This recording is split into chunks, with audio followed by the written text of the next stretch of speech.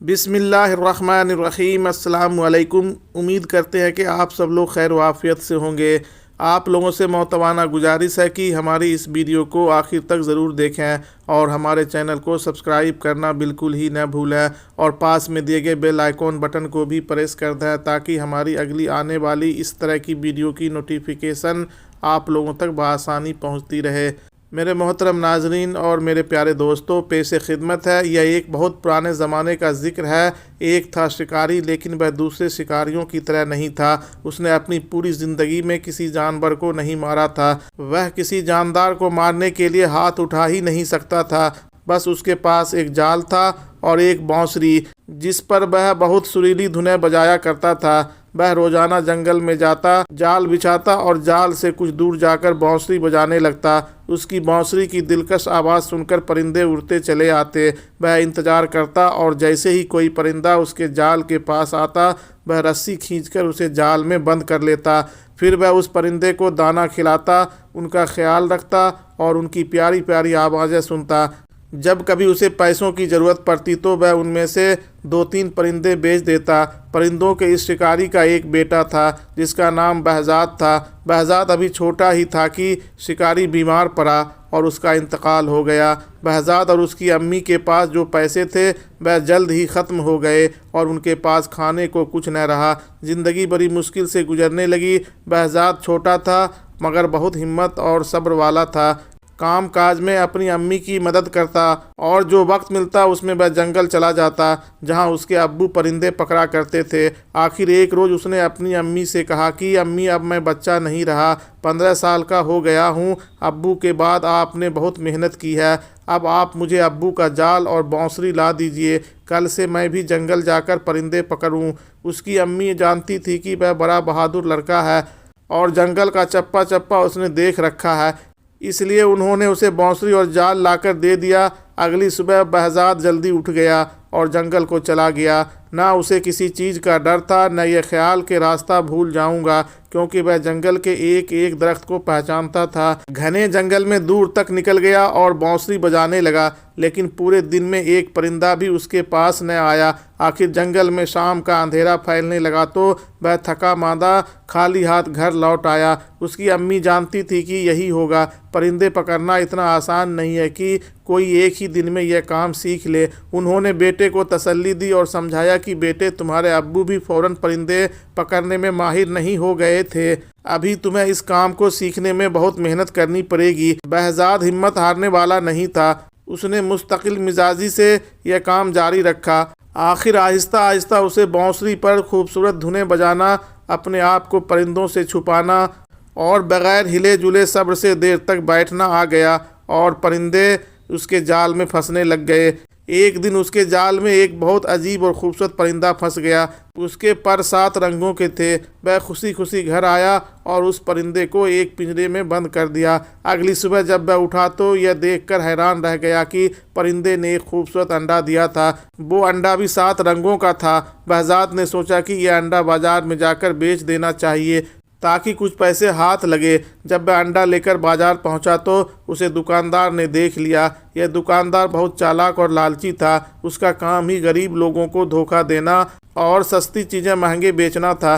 बहज़ाद के हाथ में रंगीन अंडा देखते ही उसने फ़ौरन आवाज़ दी, ए सुनो, ये अंडा बेचते हो? मैं इसे ख़रीदता हूँ। बहज़ाद जानता था कि वह दुकानदार बुरा आदमी है। उसकी चालाकी और लालच देखकर बहज़ाद ने कहा, हाँ, 10 रुपये का है। बहज़ाद को यह देखकर हैरत हुई कि चालाक दुकानदार ने उस अंडे की कीमत कम करने की कोशिश नहीं की और उसे 10 रुपये देकर अंडा ले लिया। बहज़ाद ने बाजार से सौदा खरीदा और घर आ गया। अगली सुबह उसने देखा कि परिंदे ने फिर एक वैसा ही रंगीन अंडा दिया है।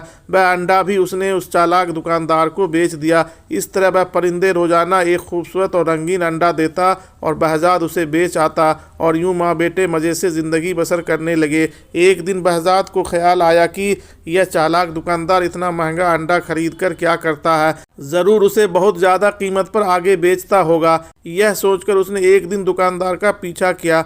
दुकानदार अंडा खरीदकर महल में पहुंचा और बहज़ाद समझ गया कि वह दुकानदार उससे रोज़ाना अंडा खरीदकर बादशाह को महंगे दामों में बेच आता है। बहज़ाद ने सोचा कि क्यों न मैं खुद अंडा लेकर बादशाह के पास जाऊं और ज़्यादा रकम पाऊं। उसने ऐसा ही किया। बादशाह ने उसे एक अंडे के 100 रुपये दिए।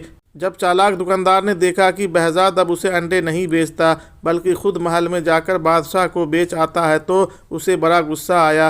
बहजाद को सबक सिखाने के लिए वो एक दिन बादशाह के पास गया और कहा कि बादशाह सलामत, आप बहजाद से इतना महंगा अंडा क्यों खरीदते हैं? ये अंडे तो आपको बिल्कुल मुफ्त में मिल सकते हैं। बहजाद के पास एक अजीब और ख़ूबसूरत परिंदा है जो ये अंडे देता है। आप उससे यह परिंदा छीन लीजिए, आपके पास अंडा और परिंदा मुफ्त में होंगे। बादशाह ने बहजाद को हुक्म दिया कि परिंदा फ़ौरन ले आओ। बहजाद समझ गया कि यह चालाक दुकानदार की शरारत है, क्योंकि बादशाह इतना बेवकूफ़ है कि वह कभी यह नहीं सोच सकता कि अंडे कहाँ से आते हैं। लेकिन वह मजबूर था, क्योंकि बादशाह का हुक्म न मानने पर उसे कोई सख्त सज़ा भी दे सकता था। बहजाद ने अपना परिंदा बादशाह को दे दिया, लेकिन उसने हिम्मत नहीं हारी। उसने अपनी बांसुरी और जाल उठाया और जंगल को निकल गया। उसने ऐसी दिलकश बांसुरी बजाई कि जंगल के कोने कोने से परिंदे निकल निकल कर उसके पास आने लगे।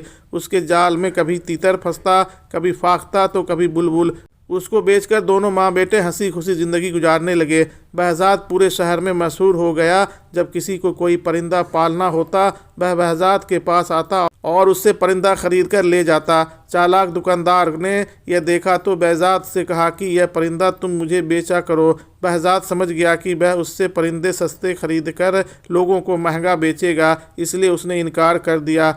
चालाक दुकानदार को बहुत गुस्सा आया। वह बादशाह के पास गया और उसने कहा कि बादशाह सलामत, आपने जो परिंदा बहजाद से लिया था वह अकेला होने की वजह से उदास रहता है। आप बहजाद से कहिए कि ऐसा ही एक और परिंदा पकड़ लाए ताकि आपका परिंदा अपने साथी के साथ खुश रहे। बादशाह की खोपड़ी में भूसा भरा हुआ था। उसने सोचा कि दुकानदार ठीक कहता है। उसने बहजाद को बुलवाया और उसे हुक्म दिया कि मेरे परिंदे का साथी ऐसा ही एक और परिंदा पकड़ लाओ, वरना तुम्हारी खैर नहीं। बहजाद ने कुछ कहने की कोशिश की, लेकिन बादशाह ने कहा कि मैं एक लफ्ज़ भी नहीं सुनना चाहता। मैं तुम्हें 40 दिन की मोहलत देता हूँ। अगर 40 दिन के अंदर अंदर तुम ऐसा ही एक और परिंदा न लाए तो तुमको जान से मार दिया जाएगा। बहजाद तो परेशान हुआ, लेकिन उसने हौसला रखा और बांसुरी और जाल लेकर जंगल पहुंच गया। उसने दिन रात एक कर दिया। ऐसा अजीब और गरीब परिंदा कहाँ से मिलता, लेकिन उसकी मेहनत रंग लाई और आखिर उसके जाल में वैसा ही एक और परिंदा फंस गया। बहजाद ने परिंदा पकड़ा और उसे ले जाकर बादशाह को दे दिया। बादशाह ने परिंदा तो ले लिया, लेकिन उसे एक पैसा भी न दिया। बहजाद समझ गया कि बादशाह भी दुकानदार की तरह है, फ़र्क यह है कि वह चालाक है और यह बेवकूफ़। बादशाह तो परिंदा लेकर खुश हो गया, लेकिन चालाक दुकानदार को बड़ा गुस्सा आया। वह जानता था कि बहजाद बहुत बहादुर, मेहनती और ज़हीन लड़का है। वह ज़रूर एक ना एक दिन उसे बदला लेगा। उसका ख्याल था कि बहजाद दूसरा परिंदा नहीं ला सकेगा और बादशाह उसे मरवा देगा। लेकिन उसे अब बहजाद से डर लगने लगा कि कहीं वह उसको किसी मुसीबत में न डाल दे, इसलिए उसने बहजाद को फंसाने की एक और तरकीब सोची। वह बादशाह के पास पहुंचा और कहने लगा, बादशाह सलामत, आपको शायद मालूम नहीं कि जो परिंदे आपको बहजाद लाकर देता है उनकी जान एक फूल में है। बादशाह ने पूछा कि वो कैसे? दुकानदार ने कहा कि मैंने बड़े बूढ़ों और अक्लमंद से सुना है कि यह परिंदे साल में एक बार समन का फूल जरूर सूंघते हैं। अगर यह फूल उनको सूंघने को ना मिले तो यह मर जाते हैं और यह फूल काले देव के बाग में उगते हैं। बादशाह ने कहा, लेकिन हमारे पास ये फूल कहाँ से आएंगे, क्योंकि काला देव तो अपने बाग में किसी को नहीं आने देता और कोई वहाँ पहुँच भी जाए तो वह उसे मार डालता है। दुकानदार ने कहा कि हुजूर, यह काम तो पूरे मुल्क में एक ही लड़का कर सकता है, उसका नाम बहजाद है। उसे बुलाकर कहिए कि फ़ौरन समन का फूल लेकर आए।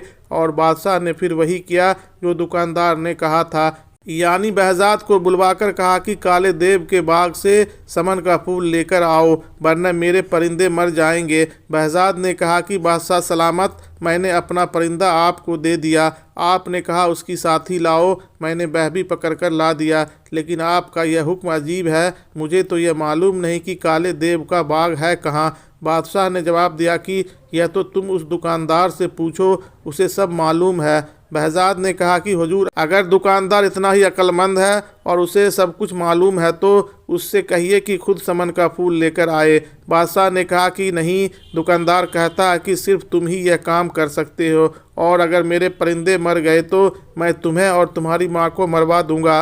बहजाद समझ गया कि इस बेवकूफ़ बादशाह को कुछ कहना दीवार से सर फोड़ने के बराबर है और यह सारी शरारत दुकानदार की है, इसलिए वह चुपचाप घर वापस आ गया। उसने दिमाग लड़ाना शुरू किया कि क्या किया जाए। उस शहर में एक बूढ़ा आदमी रहता था, वह बहुत अक्लमंद इंसान था। बहजाद उसके पास गया और उससे सब कह सुनाया और पूछा कि क्या यह सच है कि समन नामी कोई ऐसा फूल है जो काले देव के बाग में उगता है और उसे सूंघे बगैर वह परिंदे जिंदा नहीं रह सकते। बूढ़े ने कहा कि हाँ, यह सच है। यह परिंदे साल में एक दिन ज़रूर यह फूल सूंघते हैं, यहाँ तक कि अगर कहीं दूर दराज इलाके में चले जाएं तो भी बाहर के मौसम में इस फूल के पास ये ज़रूर आते हैं, इसलिए काला देव अपने बाग में यह फूल ज़रूर उगाता है। इस तरह ये अजीब परिंदे हर वक्त उसके बाग में रहते हैं। बहजाद ने पूछा कि अगर मैं उस बाग से वो फूल तोड़ लाऊं तो क्या परिंदे भी उस फूल के पीछे पीछे आएंगे? बूढ़े ने कहा हाँ बिल्कुल, लेकिन उस फूल तक पहुंचना बहुत मुश्किल है। उस बाग का एक ही दरवाज़ा है, उस काले देव के सिवा और कोई नहीं खोल सकता। उससे बहजाद ने कहा कि मैं उसे खोल लूँगा, बस मुझे आप उसका पता बता दीजिए। बूढ़े ने उसे काले देव के बाग का पता बता दिया और यह भी कहा कि बड़े बड़े पहलवान और बहादुर लोग वहां गए थे, लेकिन कोई भी जिंदा वापस नहीं आया। देव बहुत ताकतवर है, तुम कोशिश करना कि किसी तरह छुप कर रहो। अगर वह तुम्हें देख न सका तो तुम्हारी जीत होगी, वरना वह तुम्हें मार डालेगा। बहजाद ने हर बात अच्छी तरह से सुन ली और समझ ली और अगले दिन सुबह ही सुबह चल पड़ा। वो चलता गया, आखिरकार वह काले देव के बाग तक पहुंच ही गया। बाग का एक ही दरवाज़ा था जो बहुत बड़ा था और बड़ी बड़ी चट्टानों को मिलाकर बनाया गया था। कई पहलवान मिलकर भी उसको हिला नहीं सकते थे। वह दरवाजे के करीब बैठ गया, लेकिन वह इतना थका हुआ था कि उसे फौरन नींद आ गई। उसकी आंख शोर से खुली। शोर ऐसा था कि लगता था कि जैसे आंधी आ रही है। शोर करीब आता जा रहा था। वह समझ गया कि काला देव बाग के अंदर जा रहा है। वह फौरन छुप गया। देव उसे न देख सका और उसके करीब से गुजर गया। बहजाद को ऐसा लगा कि जैसे कोई पहाड़ उसके बराबर से गुजर रहा है।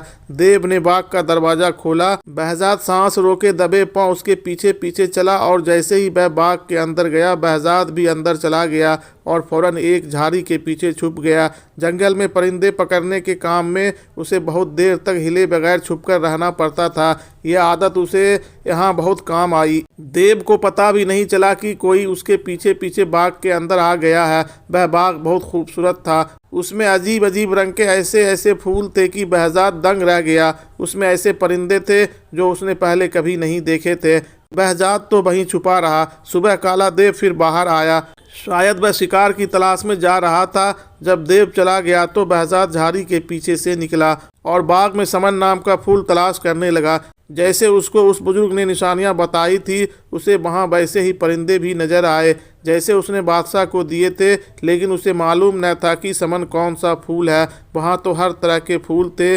बाग में घूमते घूमते उसे एक बहुत बड़ा मकान नजर आया। देव उसमें रहता था। बहजाद उसके अंदर चला गया। उस मकान में 40 कमरे थे। हर कमरा दूसरे से बढ़कर खूबसूरत था, लेकिन पूरे मकान में कोई नहीं था। आखिर जब वह 40वें कमरे में पहुंचा तो उसे किसी के रोने की आवाज़ सुनाई दी, लेकिन वहां कोई नहीं था। उसे लगा कि आवाज़ कालीन के नीचे से आ रही है। उसने कालीन उठाया तो फर्श में एक दरवाज़ा बना हुआ था। उसने दरवाज़ा खोला तो सीढ़ियाँ ज़मीन के अंदर जा रही थी। वह सीढ़ियाँ उतरकर अंदर चला गया। नीचे एक तंग और अंधेरा कमरा था।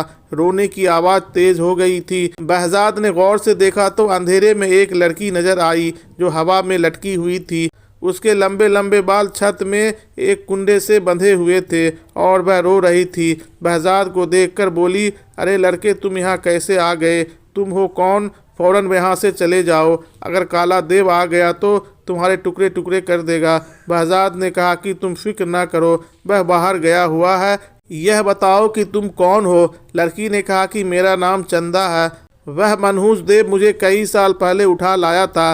तब से मैं यहाँ कैद हूँ। बहजाद ने उसके बाल खोलकर उसे नीचे उतारा। उसने फिर पूछा कि तुम कौन हो और यहाँ क्यों और कैसे आए हो। बहजाद ने पूरी बात बताई कि वह किस तरह समन के फूल की तलाश में आया है और अगर फूल न मिला तो बादशाह उसकी माँ को नुकसान पहुँचा सकता है। उस लड़की यानी चंदा ने कहा कि समन नाम का फूल सबसे पहले मैंने उगाया था। अगर तुम मुझे यहाँ से निकाल कर ले जाओ तो मैं तुम्हें समन उगाकर दूंगी, फिर सारे परिंदे तुम्हारे पास आया करेंगे। उसने बताया कि काला देव के अस्तबल में तेज घोड़े भी हैं। बहजाद अस्तबल गया और उसने 2 घोड़े खोल लिए। दोनों उन पर सवार हो गए। चंदा को मालूम था कि बाग में एक पत्थर को दबाने से बाग का दरवाज़ा खुल जाता है। इस तरह दोनों दरवाजे खोलकर घोड़ों पर सवार होकर वहाँ से निकल भागे। घोड़ा भगाते भगाते दोनों बहजाद के शहर पहुँच गए। बहजाद की माँ दोनों को देखकर खुशी से फूल न समाई।